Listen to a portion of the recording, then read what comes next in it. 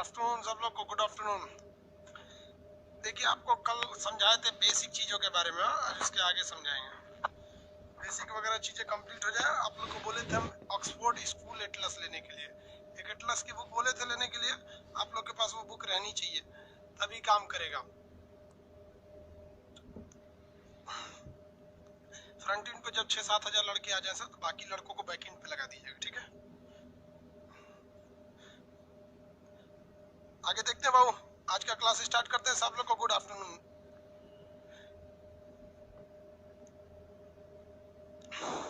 चलिए सब लोग को गुड आफ्टरनून। स्टार्ट करते हैं हम लोग पॉलिटी का क्लास। पॉलिटी का क्लास सुबह चलता है भाई। इसमें पॉलिटी का क्लास से क्या मतलब है, यहाँ स्टार्ट करते हैं हम लोग। देखिए ये वाला कॉन्टिनेंट कौन सा है, एशिया कॉन्टिनेंट है। दुनिया में कितने महाद्वीप थे, आपको बता दिए थे 7 महाद्वीप थे। कौन सा डूबा हुआ महाद्वीप था, तो जिलैंडिया महाद्वीप डूबा हुआ था। देखिए नक्शा के क्लास में पहले धीरे धीरे आपको कॉन्सेप्ट पढ़ना पड़ेगा। शुरुआत के 1 हफ्ते के क्लास काफी धीमे चलेंगे, क्योंकि आपको अभी शुरू में आइडिया ही नहीं लगेगा। आप लोग के पास वो ऑक्सफोर्ड स्कूल एटलस होना चाहिए, स्कूल एटलस, स्टूडेंट नहीं स्कूल एटलस होना चाहिए था। वो एटलस अगर नहीं रहेगा तो फिर आपको प्रॉब्लम आएगी। आपको कई बार बोल चुके हैं आपके पास वो एटलस होना चाहिए। एटलस आपको दिखाई भी दिए थे, कितने लोग लिए हैं लोग उसको। वो नहीं लेंगे तो फिर दिक्कत हो जाएगा आप लोग को। ये वाली बुक अगर नहीं लेंगे तो फिर पढ़ेंगे किस चीज से। हम तो आपको यहाँ से पढ़ाएंगे, ठीक है। आपको तो ये वाली बुक लेनी ही पड़ेगी ना। ये वाला बुक नहीं लेंगे तो फिर काम कैसे चलेगा। सब लोग के पास ये बुक 1 से 2 दिन के अंदर हो जाना चाहिए, वरना 1 से 2 दिन बाद जब पूरा फुल फ्लेडेड से स्टार्ट कर देंगे तो फिर समझ में नहीं आएगा आपको।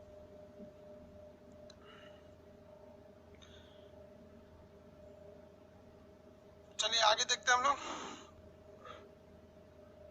ऑक्सफोर्ड का है, हिंदी में इंग्लिश दोनों ले लेंगे, कोई एक ले लीजिएगा, कोई भी चलेगा।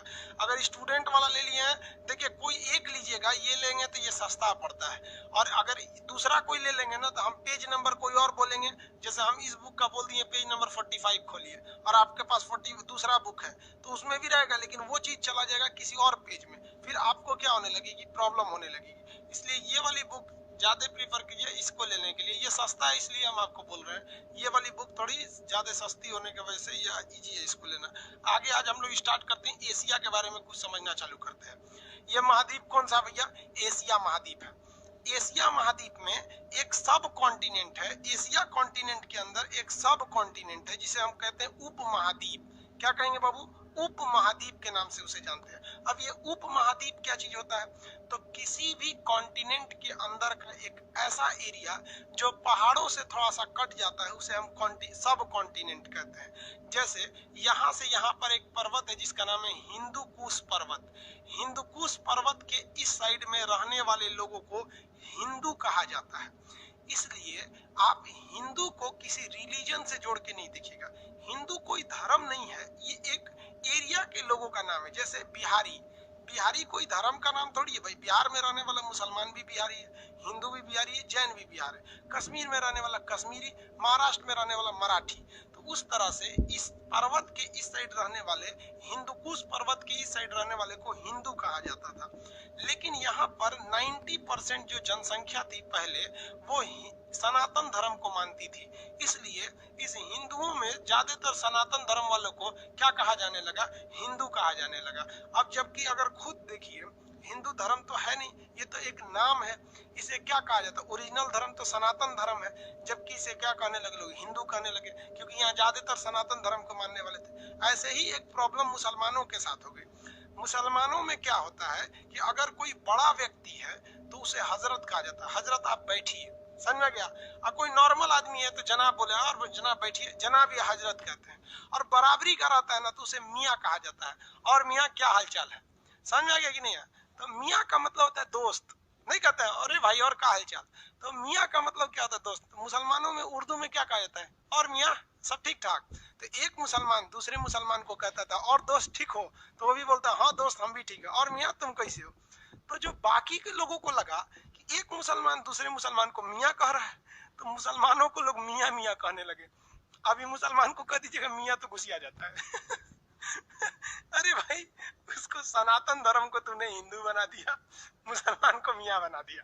चलो कोई बात नहीं, समझ आ गया। आगे देखते हैं। ये ये वाला पर्वत हो गया हिंदुकुश पर्वत। आगे बढ़े।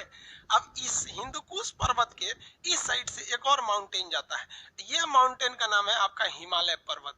ये ऊपर वाला हो गया हिमालय, ये हिमालय हो गया, यहाँ पर देखिए ये हिमालय हो गया। ये जहां दोनों जाके लड़ जाते हैं ना, ये दोनों पहाड़, एक पहाड़ दूसरे पहाड़ पे लड़ जाता है, एक गधा दूसरे गधा पे चढ़ जाएगा तो दो गो गधा हो जाएगा। तो एक इधर से पहाड़ एक इधर से पहाड़ दोनों जाके चढ़ गया तो ये एकदम बड़का पहाड़ हो गया। इसको हम लोग कहते हैं पामीर का पठार। क्या कहेंगे इसे? पामीर का पठार। दुनिया का छत कहा जाता है। दुनिया का छत किसे कहते हैं? पामीर का पठार। ये चाइना में है। ये दो पर्वतों से, इधर से कौन आ गया? हिंदुकुश, इधर से चला गया हिमालय। आगे बढ़ते रहेंगे, धीरे धीरे समझ में आएगा। अभी आपको हम इंट्रोड्यूस कर रहे हैं, अभी भी आपको एटलस का क्लास स्टार्ट नहीं है। अभी तो हम आपको बउआ की तरह, कैसे नर्सरी क्लास में जब एडमिशन होगा तो आप किसी भी क्लास में घूम जाइए, कुछ खा पी लीजिए, कोई चीज नहीं। अभी आपको 2-3 दिन समय लगेंगे पूरा एडजस्ट होने में, इतना जल्दी ये नहीं समझ में आ जाएगा। पहले थोड़ा सा आपको धीरे धीरे आइडिया लगाएगा। पॉलिटी की क्लास में पेमेंट होने के बाद क्लास ओपन नहीं हो रहा है। लोल कहीं का, तू लोग पकलोल है, तू लोग का करम फोर कहीं का। नाम और अपना पेमेंट का स्लिप व्हाट्सएप करके भेज दो। चोट्टा कहीं का, बुद्धि नाम का चीज नहीं है। तुम्हें खाली इतना बोलता है कि पेमेंट नहीं हो रहा है, तो कहां से कोई तुमको सर्च करेगा? हाँ, बेवकूफ कहीं का, पढ़ा लिखा बेवकूफ है। तुम अगर मैसेज कर दे तो मेरा पेमेंट नहीं हो रहा है, तो क्या 2 लाख लड़कों में कहा खोजेगा आदमी कि तुम कौन हो? मोबाइल नंबर जो पेमेंट भेजो उसको और उसमें भेज दो।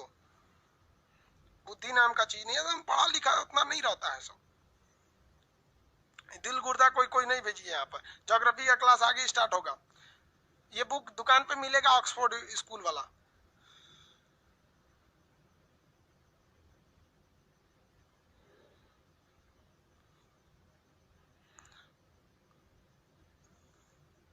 चलिए आप लोग देखिए, कोई डाउट रहे बस वही पूछा कीजिए। बाकी यहाँ पे उल्टा सीधा कमेंट मत पढ़िए, वरना हम कमेंट पढ़ना छोड़ देंगे। फिर आपको पढ़ाएंगे और चले जाएंगे, जिस तरह यूट्यूब पे कैसे आते हैं पढ़ा के चल जाते हैं। इसलिए आप डिसिप्लिन में रहेंगे। ये पर्वत का नाम हो गया हिंदुकुश पर्वत, और ये पर्वत का नाम हो गया हिमालय पर्वत। अब एक म्यांमार के पास यहाँ एक पर्वत है जिसका नाम है आराकाम पर्वत। आराकाम पर्वत हो गया यहाँ पर। बताइए तो भारत को म्यांमार से कौन अलग करेगा? आराकाम पर्वत। भारत को चाइना से कौन अलग करेगा? कौन सा पर्वत अलग करेगा भैया? हिमालय पर्वत। और ये इधर कौन अलग करेगा? ये हो गया हमारा हिंदुकुश पर्वत। अब खुद देखिए नीचे में कौन सा हो गया? नीचे में ये समुंदर हो गया। नीचे में क्या हो गया? समुंदर हो गया। अब अगर आप भारत में इस एरिया में आना चाहते हैं तो ये एरिया पूरी तरह सेफ है। नीचे से इसकी रक्षा समुंदर कर रहा है, ऊपर से इसकी रक्षा पर्वत कर रहा है। तो ये अपने ही महाद्वीप यानी एशिया महाद्वीप में ही ये एक एरिया थोड़ा सा कट गया है। और यहाँ का जो कल्चर है वो बाकी के लोगों के कल्चर से अलग है। जैसे देखिए, अगर इंडिया पाकिस्तान इंडिया, अब ये बांग्लादेश, नेपाल, भूटान, इस सब का कल्चर देखेंगे तो हम ही लोग की तरह। इन लोग का खाना पीना भी लगभग हम ही लोग की तरह मिलेगा आपको। ऐसा नहीं है कि लकड़ी से खाएगा सब चाइना वालों की तरह, ये खाली चाउमीन बर्गर उल्टा सीधा खा के रह जाता है। उतना तो हम लोग नाश्ता कर जाते हैं। तो इन लोग का कल्चर भी एक जैसे है, इसलिए इसे हम लोग सब कॉन्टिनेंट कहते हैं। इसे हम लोग उप महाद्वीप कहते हैं। अब आप बताइए, इस उप महाद्वीप में आपको सबसे बड़ा देश कौन सा दिख रहा है? तो इसमें सबसे बड़ा देश भारत दिख रहा है। तो इसे हम भारतीय उप महाद्वीप या इंडियन सब कॉन्टिनेंट कहते हैं। इस इंडियन सब कॉन्टिनेंट में कौन कौन आएगा? तो आपको यहाँ से दिखेगा भारत आएगा, यहाँ दिखेगा पाकिस्तान। तो इंडिया, पाकिस्तान, नेपाल, भूटान, यहाँ ये है नेपाल, यहाँ है भूटान। तो यहाँ कौन कौन आएगा? देखिए बताइए, पहला इंडिया, पाकिस्तान, नेपाल, भूटान, और ये है आपका बांग्लादेश। ये बांग्लादेश। म्यांमार तो आएगा नहीं, ये पहाड़ के इस साइड चला गया। चाइना आएगा नहीं, ये पहाड़ के उस साइड चला गया। अफगानिस्तान भी पहाड़ के उस साइड चला गया। तो जो जो इस पहाड़ के अंदर आते हैं वो भारतीय उपमहाद्वीप में आते हैं। इसमें क्वेश्चन रहेगा, क्या श्रीलंका आएगा? श्रीलंका नहीं आएगा। रीजन क्या है? ये समुद्र के बाहर चला गया। मालदीव आएगा? नहीं आएगा। भारतीय उपमहाद्वीप में श्रीलंका और मालदीव नहीं आते हैं सब। तो भारतीय उपमहाद्वीप में कौन कौन आएंगे? 5 देश का नाम बताइए। भारत, पाकिस्तान, भारत, पाकिस्तान, नेपाल, भूटान, इधर बांग्लादेश। भारत, पाकिस्तान, नेपाल, भूटान, बांग्लादेश। ये लाइन से याद रहेगा नाम? कैसे याद रहना है? देखिए, इसमें पीओके का नक्शा जो है ना थोड़ा सा उधर दिखा दिया है। ये वाला एरिया पीओके है। जब इंडिया पढ़ाएंगे तब बता देंगे पीओके उतना काट लिया था। आगे देखिए, पहला देश बोलिए तो भारत, पाकिस्तान, नेपाल, भूटान, बांग्लादेश। 5 याद रहेंगे सब ना? कौन कौन आते हैं सब? लाइन से बोलिएगा, लाइन गड़बड़ नहीं होनी चाहिए, सीक्वेंस नहीं गड़बड़ होना चाहिए। भारत, पाकिस्तान, नेपाल, भूटान, बांग्लादेश। भारत, पाकिस्तान, नेपाल, भूटान, बांग्लादेश, ये भारतीय उपमहाद्वीप में आते हैं। आपसे कहेगा इनमें से कौन सा देश भारतीय उपमहाद्वीप में नहीं आता है, तो भाई इन पांचों को छोड़ के तो कोई भी नहीं आता है।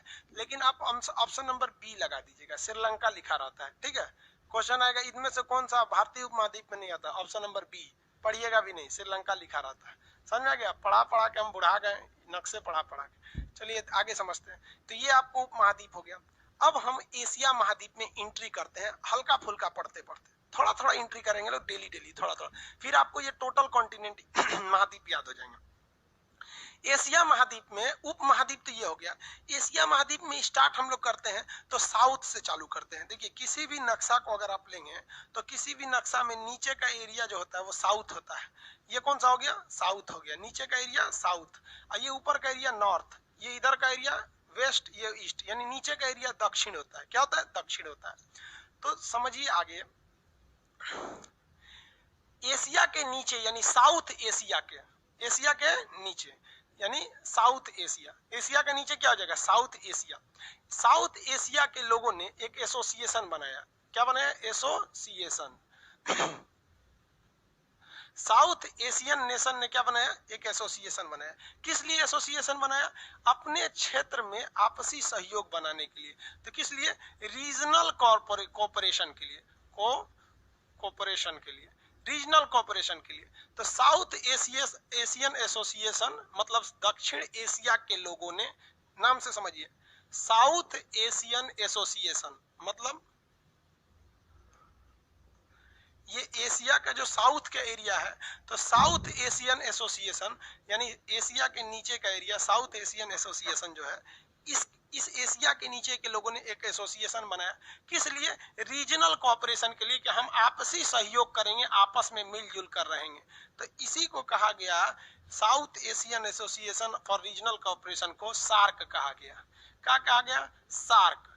तो सार्क एक देश है, ये देशों का समूह है, सार्क देश। इसको हिंदी में कहते हैं दक्षिण एशियाई क्षेत्रीय सहयोग संगठन, जिसे दक्षेस कहते हैं। क्या कहते हैं? दक्षेस। तो ये सार्क देश है। क्वेश्चन आपसे पूछेगा सार्क में कितने कंट्री आते हैं?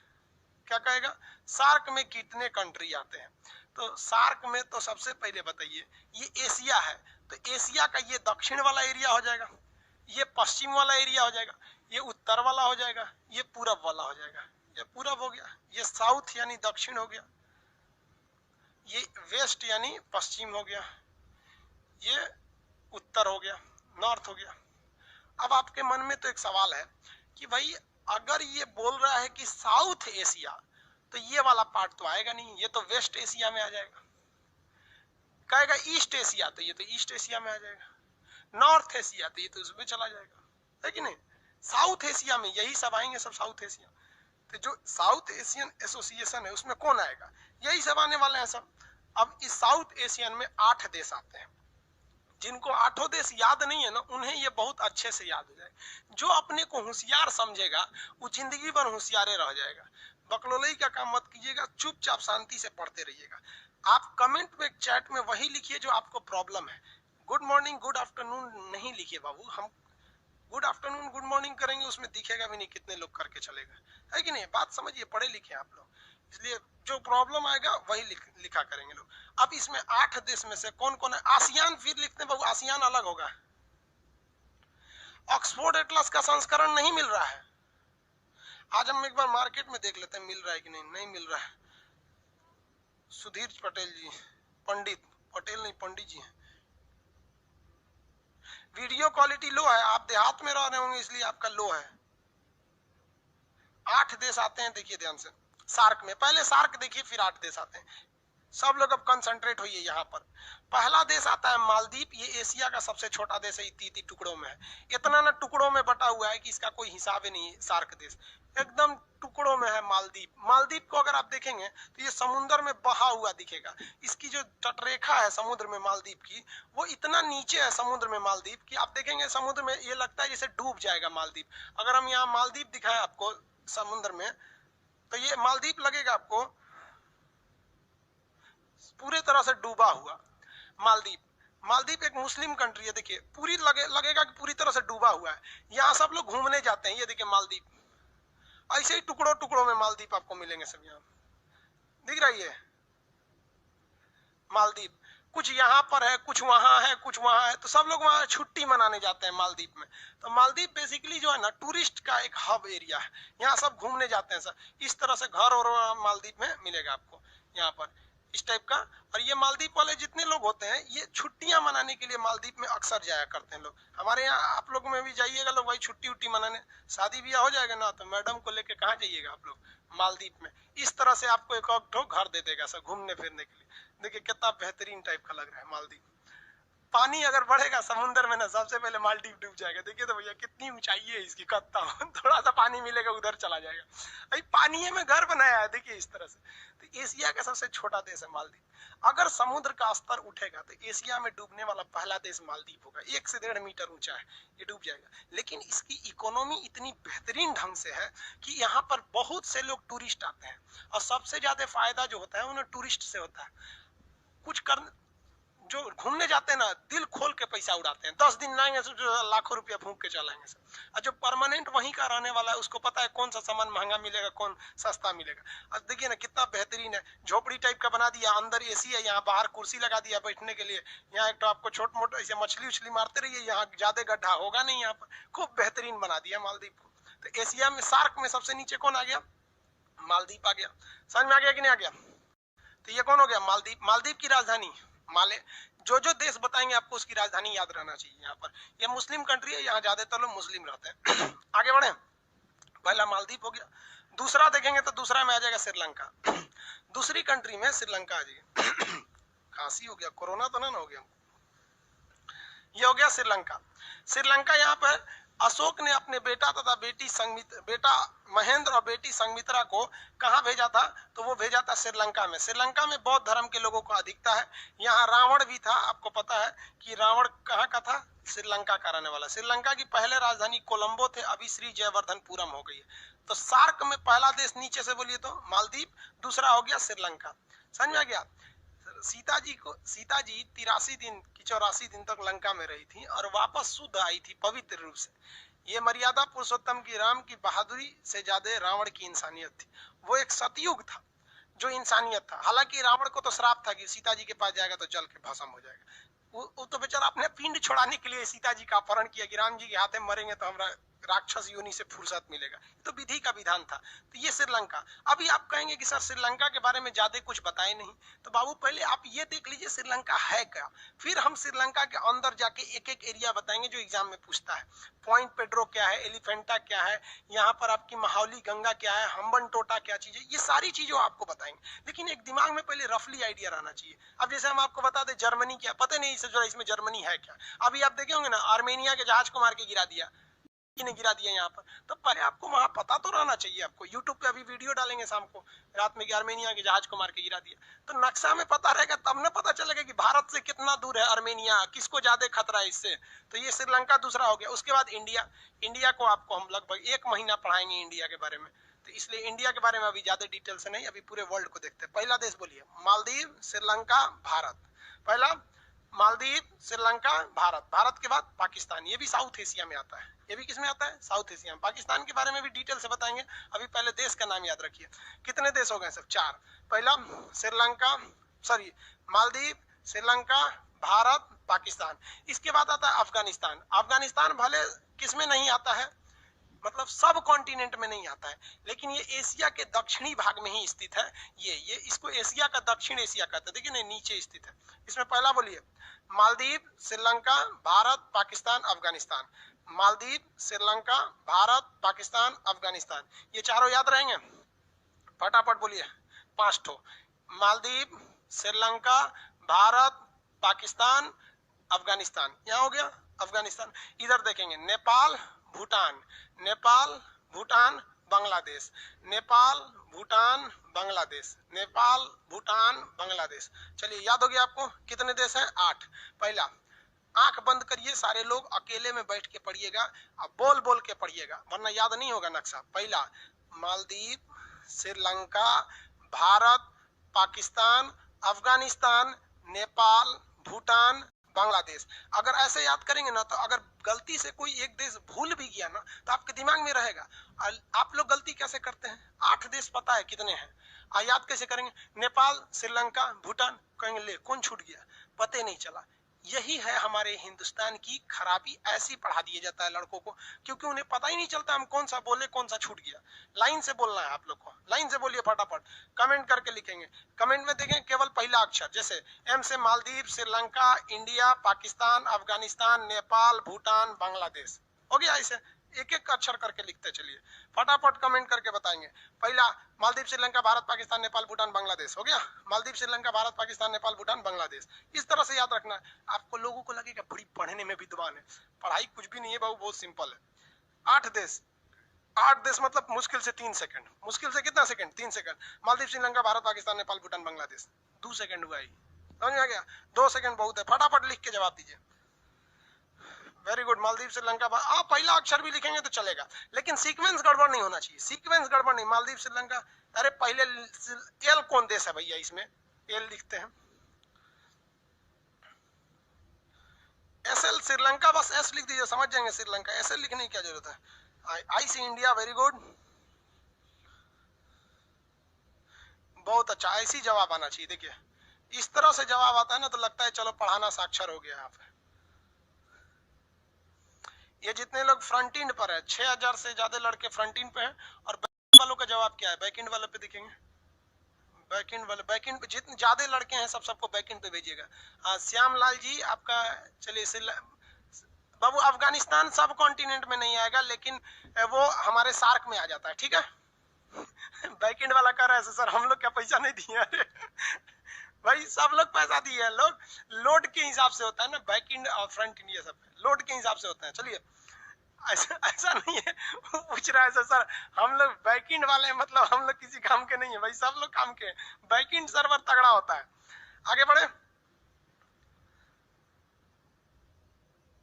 ये दिल बना के मत भेजो भाई, सबसे नफरत है। देखो भाई एक से एक कमेंट करते हैं। तिवारी जी, देखिए अनूप तिवारी जी हैं, ये क्या किया पता है? ये लड़का देखो कितना बदमाश है, ये सारे देश का नाम नहीं लिखा है, सारे देश का झंडा बना भेजा है। अरे तिवारी जी, अरे बाप रे, सब झंडा बना भेजा। याद हो गया ना? अगर आपसे कोई पूछता है सार्क में कितने देश आते हैं, तो अगर आपने नाम बना दिया ना 8 के, कभी भी अगर किसी ने बोल दिया कि 8 है, सार्क में 8 देश है, बता देते ना, जान ले लेंगे हम उसका वहां पे। अगर कोई आपसे पूछता है कितने देश हैं, तो आप बोलिएगा हम बोलते हैं, तुम गिन ले। समझ में आ गया कि नहीं? तब आपको पता चलना चाहिए खान सर का स्टूडेंट है। एकदम पहचान है, अलग पहचान है कि खान सर के पास पढ़ा है, कहीं और पढ़ा है। पूछिएगा सार्क में कितने देश, अगर कह दिया 8, समझ जाइएगा हमारे पास नहीं पढ़ा है। और अगर बैकएंड वाले भी ध्यान देंगे लोग, सब लोग, अगर मान लीजिए पूछ रहा है कि सार्क में कितने देश है, अगर कह दिया हम बोलते हैं कि मालदीव, श्रीलंका, भारत, पाकिस्तान, नेपाल, भूटान, बांग्लादेश, समझ जाए अरे बाप रे बाप, हमसे सीनियर है, खान सर के पास पहले पढ़ लिया। समझ आ गया? कितने देश? 8। कितने देश? 8। 2 सेकंड में बोलिए। अगर आप क्लास में बैठे हैं, कहीं भी बैठिए, रूम में जगह नहीं है, बाथरूम में मोबाइल लेके चल जाइए, उसी में बैठा रहिए। लड़का सब लड़की से बतियाता है ना, तो बाथरूम में चल जाता है, टोटिया खोल देता है, उसमें भड़ भड़ आवाज करते रहता है, अंदर बतियाता है, हाँ हाँ कैसी हो, लोल कहीं का, वैसे घुस जो कहीं। बोलो फटाफट, अपने जहाँ पे है वहां बोलिए, मम्मी को सुनाइए, पापा को सुनाइए, बोलिए, ताकि लोगों को लगे कि हाँ लड़का पढ़ रहा है। ऑनलाइन को आप ऑफलाइन बना दीजिए, समझ में आ गया कि नहीं? ऑनलाइन को क्या बना दीजिए? ऑफलाइन। जहाँ है वहाँ क्लासरूम की तरह रहना चाहिए। क्या चीज है? मालदीव, श्रीलंका, भारत, पाकिस्तान, नेपाल, भूटान, बांग्लादेश। मालदीव, श्रीलंका, भारत, पाकिस्तान, नेपाल, भूटान, बांग्लादेश। याद हो गया? मालदीव, श्रीलंका, भारत, पाकिस्तान, बांग्लादेश। मालदीव, श्रीलंका, भारत, पाकिस्तान, अफगानिस्तान, नेपाल, भूटान, बांग्लादेश। 8।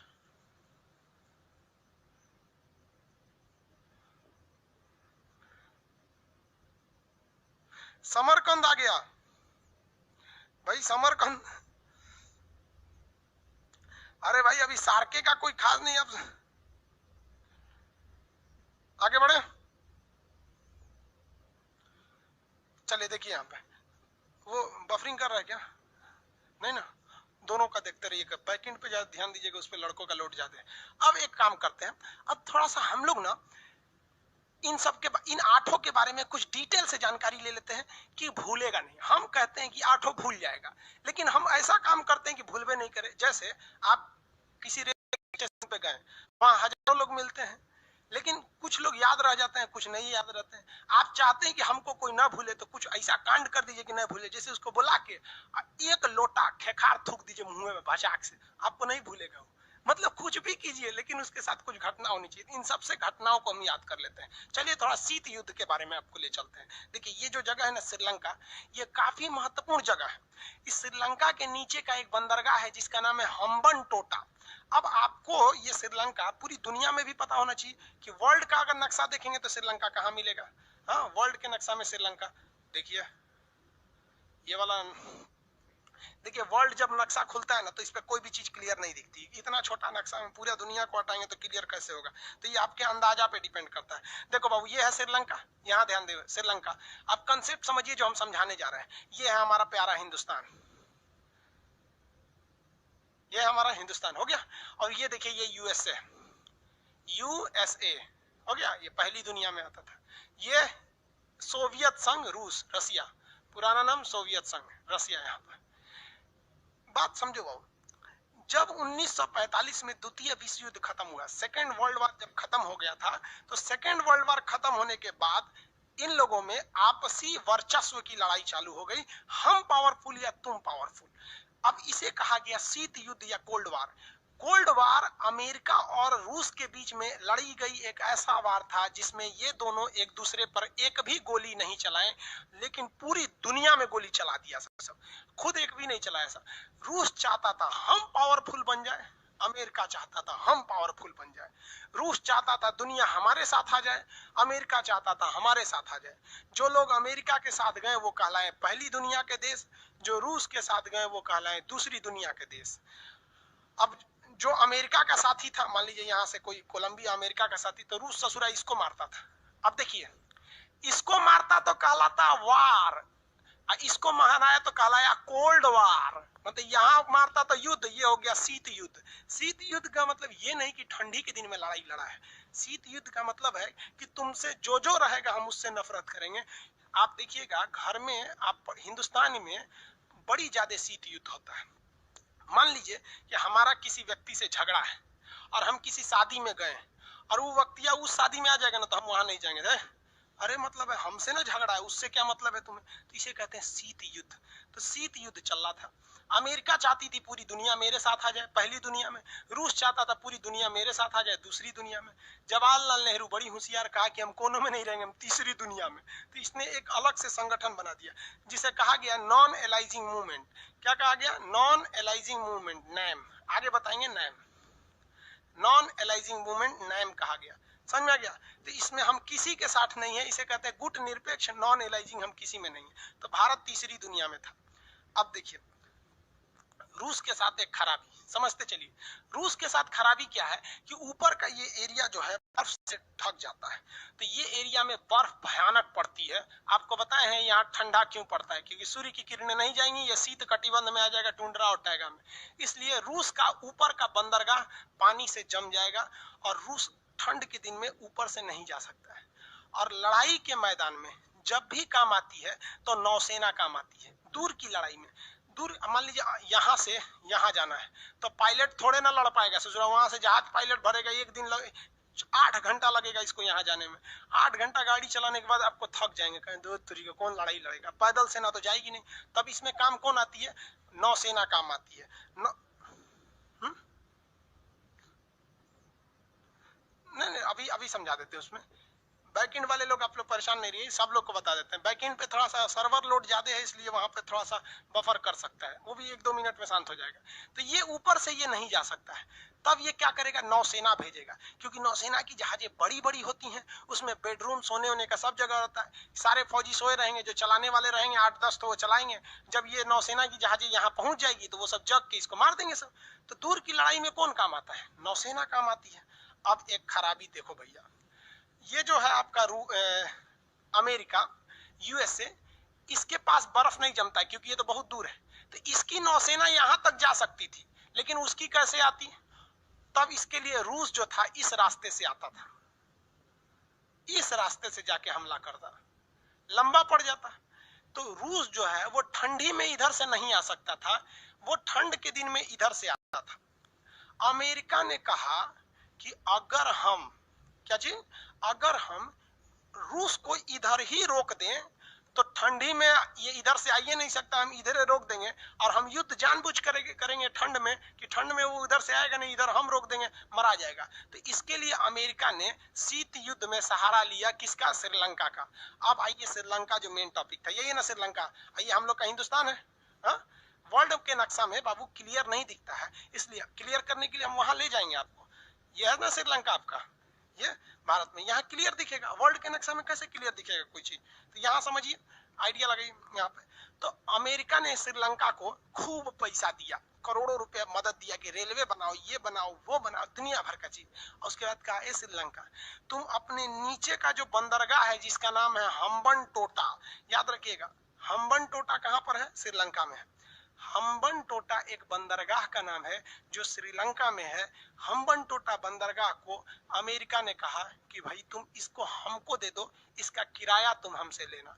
हम यहाँ पर रडार और ट्रांसमीटर स्टेशन बैठाएंगे जो ये बता सके कि यहाँ से कितनी जहाजें गुजर रही हैं। तो श्रीलंका ने कहा ठीक है, ले लीजिए, आप किराया देवे करेंगे, इतना हमको फ्री में मदद करबे किए, एगो बंदरगाह ले लीजिए, क्या हो जाएगा। श्रीलंका ससुरा निकला लोल, इसको पते नहीं कि इससे सबसे बड़ा सरदर्द हो जाएगा रूस को। और अभी चल रहा है शीत युद्ध। शीत युद्ध में दोनों जो है एक दूसरे के कट्टर दुश्मन थे सब। शीत युद्ध में दोनों क्या थे? एक दूसरे के कट्टर दुश्मन। अब ये बकलोल निकला श्रीलंका, दे दिया उसको बंदरगाह। अब यहाँ पर ये ट्रांसमीटर स्टेशन लगाने का काम चालू कर दिया। कौन से बंदरगाह पे? कमेंट करके बताएंगे बंदरगाह का नाम। बंदरगाह का नाम हम्बनटोटा। बंदरगाह का नाम फटाफट बताएंगे। बंदरगाह का नाम हम्बनटोटा। वेरी गुड, बंदरगाह का नाम हम्बनटोटा। बैकएंड वाले लोग सब लोग का जवाब सही है, हम्बनटोटा। बंदरगाह का नाम हो गया हम्बनटोटा। किसी को कोई दिक्कत नहीं? अब यहाँ समझिए, रूस जो था, रूस अगर चुपचाप हाथ से हाथ पे रख के बैठता तो रूस तो मारा जाता। ठंडी के दिन में उधर से जाएगा नहीं, इधर से जाएगा तो सब पता चल जाएगा कितनी जहाजें गई हैं। अमेरिका यहीं पे इंतजार करेगा, धो देगा यहीं पे, ला मार हो जाएगा, दूसरे के खेत में ही सुरक्षित हो जाएगा। तो रूस कहा कि अरे भाई साहब, श्रीलंका छोड़ दे, उसको मत दे। तो श्रीलंका का रखा नहीं देंगे, पैसा दिया है, भाड़ा देगा, देंगे हम। अब पगला गया रूस। तो रूस बोला भारत को, रूस किसको बोला? भारत को। हिंदुस्तान को कहा कि हिंदुस्तान, तुम हमारी जिंदगी आज बचा लो, जिंदगी भर हम तुम्हारा एहसान नहीं भूलेंगे। तो उस समय इंदिरा गांधी थी, कहीं क्या करना है बताइए, हम आपका एहसान कैसे भूलें, बोलिए क्या करना है। तो इंदिरा गांधी से कहा कि कुछ भी करिए आप, हमको मतलब नहीं है, आपको जितना पैसा चाहिए हम देंगे, आप बस यहाँ से अमेरिका को भगा दीजिए। किसको भगा दीजिए? अमेरिका को भगा दीजिए। अब अमेरिका को भगाना कैसे श्रीलंका से? तो श्रीलंका से भगाने के लिए भारत ने चाल चला। भारत ने क्या किया कि तमिलनाडु, ये श्रीलंका का, ये भारत का निचला राज्य तमिलनाडु, तमिलनाडु के बहुत से लोग श्रीलंका में काम करते हैं, बसे हुए हैं श्रीलंका में। तो भारत ने कहा एक काम करते हैं, श्रीलंका से कैसे अमेरिका को भगाएंगे।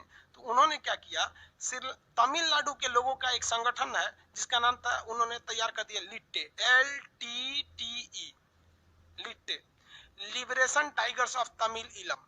इसका नाम क्या है? लिबरेशन टाइगर्स ऑफ तमिल इलम, लिबरेशन टाइगर्स ऑफ तमिल इलम। ये एक विद्रोही संगठन है। ये घुस गया श्रीलंका में और कहा कि श्रीलंका को दो भाग में बांटो, ऊपर का श्रीलंका मेरा और नीचे का श्रीलंका मेरा। ये भाई श्रीलंका का हम तो अपने छोट हैं, हमरा और बांटेगा तो हम खत्म हो जाएंगे। तो LTT वालों ने कहा कि अरे तब हमसे लड़ाई लड़ो। इन लोग को हथियार भारत से मिल ही जा रहा था, क्योंकि रूस का कहना था कि भाई कुछ भी करके यहाँ से अमेरिका को भगाओ हम्बनटोटा से। अब LTT वालों ने जितना काट मार हो गया श्रीलंका में, इतना बवाल हुआ LTT वालों से, इतना मार काट हुआ कि श्रीलंका समझ गया, श्रीलंका भारत से कह रहा है कि भारत काहे लिए ऐसा कर रहे हैं। तो भारत ने कहा कि तू सोच रखूं कि यहाँ से हम्बनटोटा देला बिना का जरूरत हुआ, अमेरिका को भगाओ वहां से। तो श्रीलंका अमेरिका से कहता है कि भैया तू यहाँ से अपना ट्रांसमीटर स्टेशन अपना लेके चल जाओ यहाँ पे, और नहीं तो हमारा ये LTT वाला मार डालेगा। हम सब समझ रहे हैं इसके पीछे कौन है। तो यहाँ से अमेरिका को जाना पड़ा। और यहाँ से जब अमेरिका चला गया तो जो रूस था वो बहुत खुश हुआ भारत पे और कहा कि जीवन में कभी भी जरूरत पड़ेगा तो हम तुम्हारे साथ खड़े रहेंगे। तो आप बताइए रूस भारत के साथ रहता है कि नहीं रहता है? रहता है। श्रीलंका में हम वन टोटा के चक्कर में बहुत लोग मराए थे लोग, एलटीटी वालों ने मार दिया। जब अमेरिका चला गया ना तो भारत एलटीटी वालों को मार दिया। जा यहाँ पे एलटीटी वालों ने मिला तो सोनिया गांधी के लड़का राजीव गांधी को उड़ा दिया, कहा कि तुम हमारे साथ खिलवाड़ कर रहा था, तुमको उससे बंदरगाह भगाना था तो तुम हमको भेज दिया, हम वहां कितने लोगों को मारे, फिर तुम हमको मार दिया। तो अंतरराष्ट्रीय चीजों में कोई किसी का दोस्त नहीं होता है। एलटीटी समझ गया, कहेगा कि एलटीटी की समस्या कहां पर है? एलटीटी की समस्या कहां पर है? एलटीटी संगठन श्रीलंका में थी, मारे उड़ के खत्म कर दिया गया। समझा कैसे?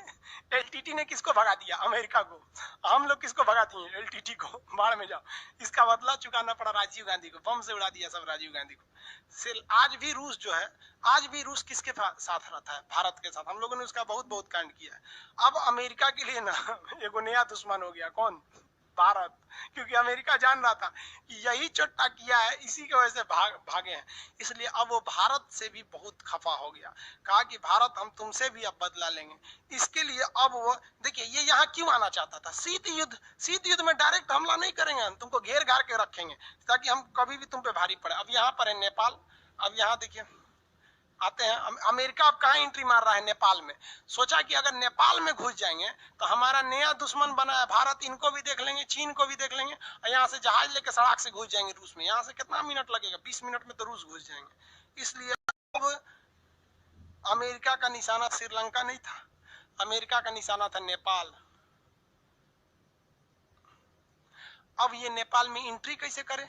तो इसने क्या किया, देखा कि नेपाल के लोगों में आंख खराब होने की समस्या बड़ी ज्यादा है, वहां की जलवायु ऐसी है कि बड़ी जल्दी आंख वहां डिस्टर्ब हो जाता है।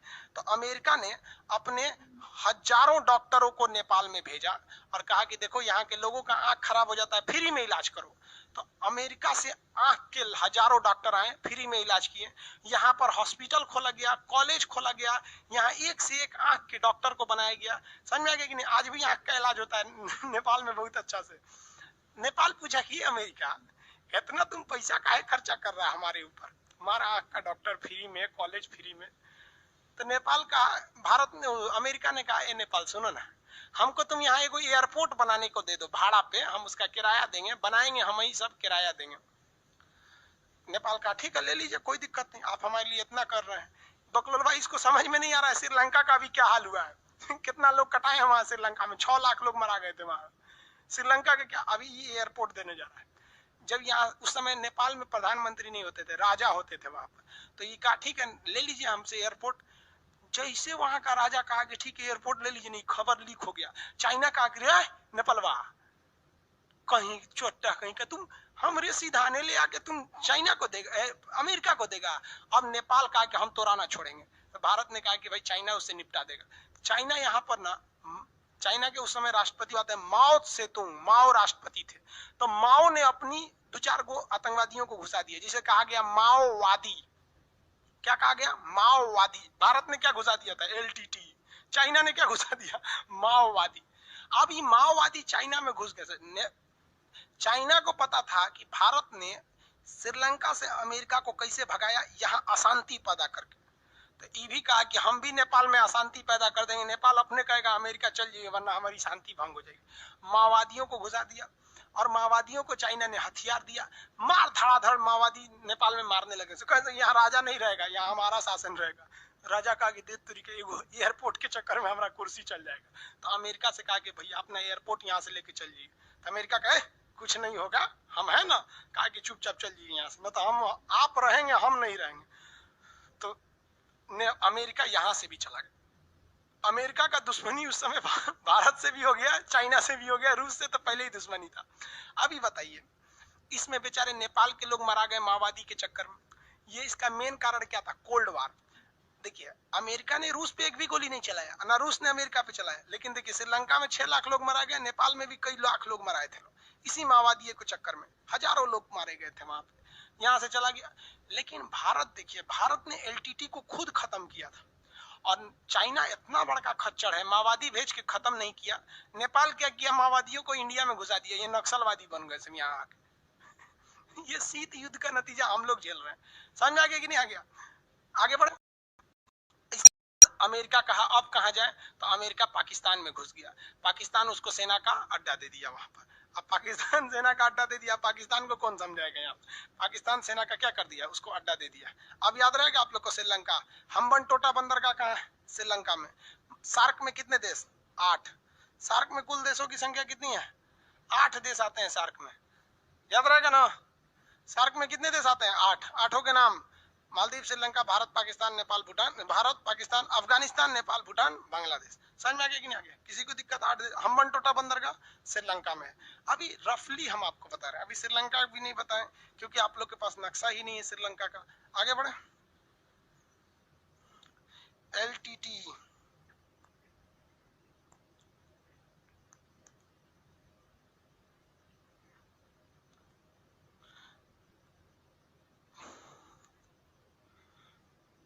आगे बढ़ जाए ना।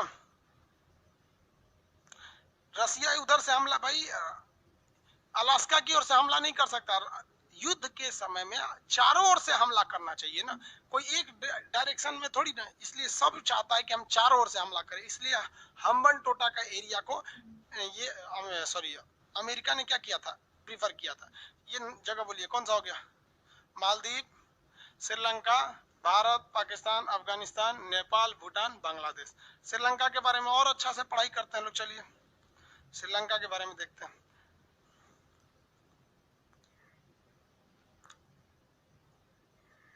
देखिए श्रीलंका का आकार जो है ना आंसुओं की तरह। ये श्रीलंका, श्रीलंका पे भी पहले ब्रिटेन का अधिकार था। श्रीलंका जो था पहले वो ब्रिटेन का गुलाम था। श्रीलंका का ऊपरी भाग जो है जाफना कहलाता है। श्रीलंका का ऊपरी भाग जाफना कहलाएगा। देखिए ध्यान से, हल्का इस तरह बता दे रहे हैं श्रीलंका टाइप का। श्रीलंका का जो ऊपरी भाग है क्या कहलाता है? जाफना कहलाता है। आपके पास नक्शा नहीं है ना? जाफना एक्चुअली आपके पास एटलस नहीं है, कोशिश करिएगा एटलस खरीदने के लिए। श्रीलंका का ऊपरी भाग क्या कहलाता है? जाफना कहलाता है। जाफना में कौन घुस गए थे? LTT। और जाफना के निचला भाग का नाम है एलिफेंटा। क्या नाम है इसका? एलिफेंटा पास। यहाँ पर पहाड़ों के बीच एक दर्रा है। देखिए दो पहाड़ों के बीच के पतला रास्ता को दर्रा कहा जाता है, चौड़ा रास्ता को घाटी कहा जाता है। तो एलिफेंटा पास, ये क्वेश्चन कई बार पूछा है कि एलिफेंटा पास किस देश में? श्रीलंका में। एलिफेंटा पास के ऊपर वाली जमीन को क्या कहते हैं? जाफना कहते हैं। जाफना को अलग करने की लड़ाई कौन लड़ रहा था? आपका LTT लड़ रहा था। यहाँ का सबसे ऊपरी बिंदु क्या है? Point Pedro. क्या है? Point Pedro. क्वेश्चन पूछेगा इनमें से कौन सा देश भारत में, इनमें से कौन सा जगह भारत में नहीं है? आप ऑप्शन डी लगा दीजिएगा। क्या लगाएंगे? Option D. ऑप्शन डी पे लिखा रहता है point Pedro. Point Pedro Jaffna का भाग है। किसका भाग है? जाफना। तो जाफना से 3 क्वेश्चन पूछेगा। जाफना कहाँ है? श्रीलंका के ऊपरी भाग में। जाफना का ऊपरी बिंदु क्या कहलाता है? पॉइंट पेड्रो का नहीं है। उसके बाद और क्वेश्चन पूछेगा जाफना और श्रीलंका का मेन अलग करने वाला कौन सा दर्रा है? एलिफेंटा दर्रा है। किसी को कोई दिक्कत नहीं। श्रीलंका का निचले बंदरगाह का नाम क्या है? हम्बन टोटा। बंदरगाह का नाम क्या है भैया? हम्बन टोटा। श्रीलंका का निचला बंदरगाह का नाम हम्बन टोटा। किसी को कोई दिक्कत नहीं। श्रीलंका के इस साइड में इसकी राजधानी है श्री जयवर्धनपुरम। पहले राजधानी थी कोलंबो, अभी राजधानी क्या है? श्री जयवर्धनपुरम। श्रीलंका की वर्तमान राजधानी श्री जयवर्धनपुरम। श्रीलंका हम लोगों से ज्यादा चाय को दूसरे देशों को बेचता है, लेकिन हम लोगों से ज्यादा वो चाय उगाता नहीं है। देखिए हम लोग जो हैं चाय बहुत ज्यादा मात्रा में उगाते हैं, लेकिन उससे भयानक पी जाते हैं। घर में कोई घुसा, चाय पिलाओ जी, लगता है जैसे चाय पीने के लिए आया। कुछ अरे चाय पी लीजिए, कहे चाय पी लीजिए, घुसते ससुरा चाय पी लीजिए। ससुराल, नैहर, सौतन के घर कहीं घुसिए, कौन जी चाय पीजिए। तो भाई हम लोग छोड़ते कहाँ है, डकच जाते हैं पूरा चाय। श्रीलंका के लोग चाय नहीं पीते हैं, इसलिए वो लोग चाय को दूसरे देश को निर्यात कर देते हैं। श्रीलंका के नीचे का बंदरगाह का नाम हम्बन टोटा। श्रीलंका की वर्तमान राजधानी कोलंबो है। श्रीलंका की वर्तमान राजधानी कोलंबो। अब एक चीज समझिए, श्रीलंका और भारत के बीच में जो समुद्र है वो बहुत पतला है। श्रीलंका और भारत के बीच में जो समुद्र है ना बहुत पतला है। देखिए दिखा देते हैं। अब ये दिखेगा नहीं, आप लोग को ज्यादा चौड़ा कर देंगे तो। यहाँ दिख रहा है श्रीलंका। तो ये समुद्र जो है ना बहुत ही पतला है। यहाँ पे पानी वाली जहाज नहीं जा सकती है। अब ये इसे लोग कहते हैं आदम ब्रिज, इसी को कहते हैं लोग राम सेतु। समझ में आ गया।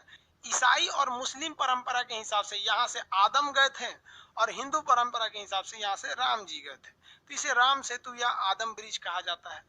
इसको ना गड्ढा नहीं है, इसलिए यहाँ से अगर जहाज को जाना है तो श्रीलंका होके जाता है, या इधर से किसी जहाज को जाता है तो ये श्रीलंका पार करके जाता है। जबकि अगर ये गहरा होता तो इतना लंबा दूरी नहीं तय करनी पड़ती, हम लोग यहीं से इस साइड में जा सकते थे। तो कहा जाता है कि इसको गहरा कर देना चाहिए। अब कुछ लोग इसका विरोध करते हैं कि राम जी के आप पुलवा तोड़ना चाहते हैं। अरे भैया, हम काहे तोड़ना चाहते हैं? उसके बीचवा में से एगो पतला तनी सा गली बराबर रास्ता निकालना चाहते हैं ताकि उधर से जहाज चल जाए। दिक्कत समझिए क्या है कि कुछ लोग देश को किस तरह से चौपट कर रहे हैं। ये हम्बनटोटा बंदरगाह जो है वर्तमान समय में चाइना ले लिया है। अभी हम्बनटोटा बंदरगाह किसके कंट्रोल में आ गया है? चाइना को। चाइना क्या करता है, दूसरे देश को इतना ज्यादा कर्जा दे देता है कि वो कभी भी उस कर्जा से बाहर नहीं आ पाते हैं। तो ये चाइना के कंट्रोल में है। अब युद्ध की स्थिति में आप बताइए, आपकी मान लीजिए इधर आपकी जहाजें मारी गई, तो आप इधर से जहाज लेके जाइएगा इस साइड में, तो यहाँ से तो चाइना बैठा हुआ यहीं धो देगा आपको। तो यहाँ हमको जरूरत पड़ेगी ना एक बाईपास रूट इधर से। तो यहाँ लोग कह रहे हैं कि नहीं, राम जी का पुल है। अरे भाई, राम जी का पुल थोड़े, वो तो लाने के लिए गए थे। समझे कि नहीं समझे? अब इसके चक्कर में अब आप बताइए, इसको गहरा करना चाहिए कि नहीं? तोड़ने की बात थोड़ी है भैया, पूरा राम सेतु इतना बड़ा है, इसमें पूरा थोड़ी ना, थोड़ा सा एरिया को बस गहरा करना है ताकि यहाँ से जहाजें निकल सके लो। लेकिन जानते हैं ना, नेताओं को एक बहाना चाहिए, कैसे भी एक बहाना दे दो ताकि वोट मिल जाए। क्योंकि धर्म के नाम पर वोट मांगना बहुत ही आसान होता है। उसके बाद जाति के आधार पर मांग लीजिए, उसके बाद विकास के आधार पर। जनता भी विकास के नाम पर वोट नहीं देती है और जनता नेताओं को गरियाती है। रे बाबू, तुमको जाति के हिसाब से वोट दिया था तो क्या विकास मिलेगा? जाति मिल रहा है तुमको। तो ये गड्ढा करना चाहिए, क्योंकि युद्ध की स्थिति में ये बहुत घातक हो जाएगा। हम यहाँ से जा नहीं पाएंगे। समझ में आ रहा है कि नहीं आ रहा? किसी को कोई दिक्कत नहीं है यहाँ पे? आगे बढ़ जाए। श्रीलंका समझ में आ गया? श्रीलंका किस चीज का निर्यातक है? श्रीलंका निर्यात किस चीज का करता है? चाय का। श्रीलंका पहले किसका गुलाम था? ब्रिटेन का। निचला बंदरगाह का नाम हम्बनटोटा। वर्तमान राजधानी श्री जयवर्धनपुरम। उससे पहले की राजधानी श्रीलंका की उससे पहले बहुत पहले अनुराधापुर राजधानी थी उसकी।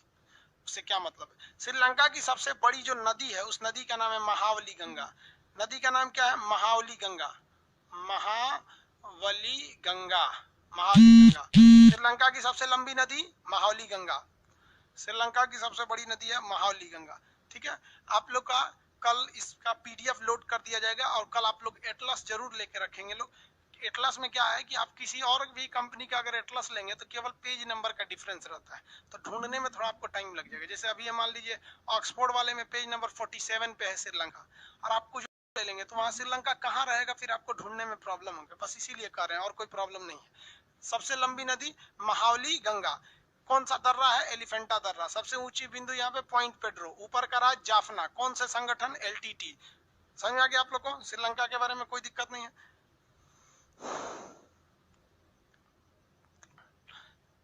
चलिए आप बताइए तो, सार्क में कितने देश आते हैं? 8 आते हैं। 8 के नाम ये देखिए। अब सार्क देखिए तो बिल्कुल साउथ में मिलेगा। ये एशिया है ना, एशिया के बिल्कुल साउथ में मिलेगा। ये क्या कहलाएगा? सार्क। सार्क से थोड़ा ईस्ट में जाएंगे ना तो ये मिल जाएगा आसियान।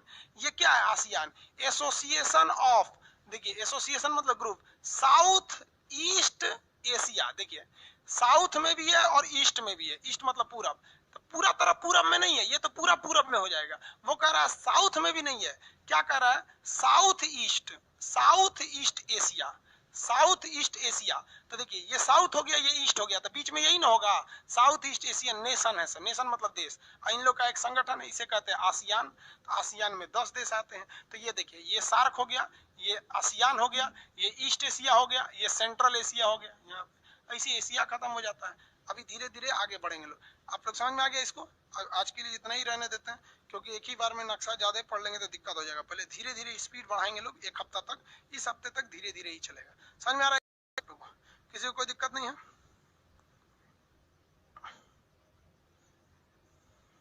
बुक के राइटर का नाम नक्शा है, इसमें राइटर कहाँ से आएगा? सर्वे ऑफ इंडिया बनाती है, ऑक्सफोर्ड का है। बाबू पेज नंबर दोनों का बता। ज्ञानेंद्र कुमार बोल रहे हैं कि सर दोनों का पेज नंबर बता दीजिएगा। भाई कोई तीसरा किताब खरीद के ले जाएगा तो हम आपको पढ़ाई का चीज याद रखेंगे, पेज नंबर ही याद करते रहेंगे। हम किताब लेके यहाँ नहीं बैठते हैं। आगे देखते हैं हम लोग।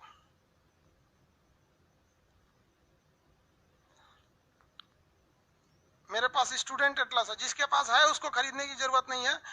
आप जब खरीदिएगा तो कोशिश कीजिएगा स्कूल एटलस खरीदने के लिए, ठीक है। एलटीटी वगैरह सब समझ में। पाकिस्तान का झंडा कौन लहरा रहा है इसमें? भेज देंगे पाकिस्तान, शांत हो जाओगे। बाबू पाकिस्तान का झंडा देख लेंगे, ब्लॉक कर देंगे तुमको इसमें। आगे चलते हैं। चलिए आज के लिए इतना ही रहने देते हैं। अब नेक्स्ट क्लास में करेंगे। धीरे धीरे समझना। आप लोग को ना पहले एक ही बार में 25 को देश याद कराएंगे तो नहीं हो जाएगा, आपको पूरी दुनिया याद हो जाएगी। अब आपको काम क्या है कि अपने पड़ोस वड़ोस में जो भी मिले उसको क्या करना है, पढ़ा देना है। कहना है कि इधर इधर तो हम सार्क देश बताते हैं। आपके पास नक्शा रहना चाहिए, उससे आपको एटलस में उसको सार्क देश याद करा दीजिए। कितने देश है? 8। कौन कौन? कैसे बोलिए? कह सुन सार्क में जानते कितना देश? कितना? मालदीव, श्रीलंका, भारत, पाकिस्तान, अफगानिस्तान, नेपाल, भूटान, बांग्लादेश। जो हो गया यहाँ पे। इतना भयानक पढ़िए ना कि आपका पड़ोसी डर जाए, वो डर के मारे पढ़ाई छोड़ दे।